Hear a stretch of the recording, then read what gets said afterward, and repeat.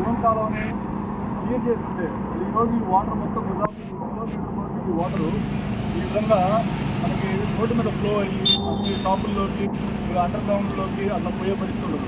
అందుకని ఇప్పటికైనా ఏకైక ముఖ్య మార్గం ఏంటంటే అక్కడ చిన్న కలవట్టు ఉంది, గంగారం అక్కడి నుంచి దక్షిణలో కలవట్టు ఉంది. ఆ కలవట్టుని మినిమం 40 లక్షలు పెట్టుకుంటే మంచి కలవట్టు వస్తుంది. ఇక్కడ దాదాపు 2000 ఇల్లు ఏమైతే ఉన్నాయి, 2000 ఇల్లు చూసుకుంటా కూడా ఉంటాయి.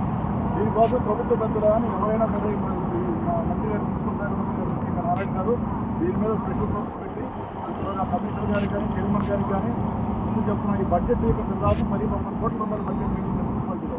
ఈ 13 కోట్ల రూపాయలు పెడితే ఈ ఊరు మొత్తానికి పూర్తి పర్మనెంట్ సొల్యూషన్ కూడా జరుగుతుంది. దీని మీద ప్రభుత్వ అధికారులు కొంచెం మనసు పెట్టి వీలున్నంత త్వరగా రాబోయే తుఫాను ఇప్పటికి చాలాసార్లు వచ్చినప్పుడల్లా జోమ్ కాలం మీద ఒక అరగంట మిషన్ పెడతారు, గంట మిషన్ పెడతారే కానీ మట్టి తీస్తే కాదు. జోమ్ కాలంలో ఎప్పుడైనా పర్ఫెక్ట్గా ఓపెన్ అప్ చేస్తే నీళ్ళని పాసానైతే చెరువులు తీసుకొని వెళ్ళిపోతూ ఉంటాయి. దీని మీద మీరు అందరూ ఖచ్చితంగా ఏమైనా యాక్షన్ తీసుకోవాలని కోరుతున్నాను.